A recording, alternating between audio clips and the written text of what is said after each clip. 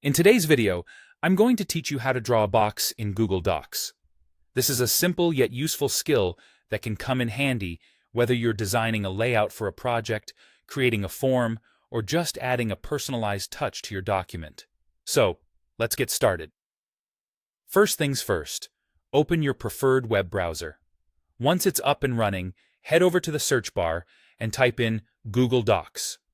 Press Enter, and the search results will display the official Google Docs website. Click on the link to open it.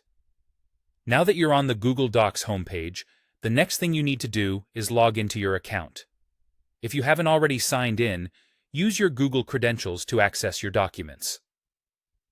If you're new to Google Docs, don't worry. Signing up is quick and just requires a valid email address. With your Google Docs interface in front of you, direct your attention to the top menu.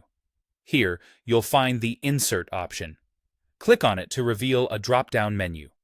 This is a gateway to adding diverse elements to your document. Hover over the Drawing option in this menu. This will allow you to choose whether to add an existing drawing or create a new one. For our task today, we'll select Plus New. This action will open up a new window, which is your drawing canvas. Now, let's add the box. On the toolbar of the drawing window, you will see the Shapes icon. It resembles a small circle and square. You could also use the Text box icon, which is represented by a T inside a box. But for now, we'll go with the Shapes icon. Click on it, and a list of shapes will be displayed. From this list, you'll want to select the rectangle. This choice allows us to draw a standard box shape.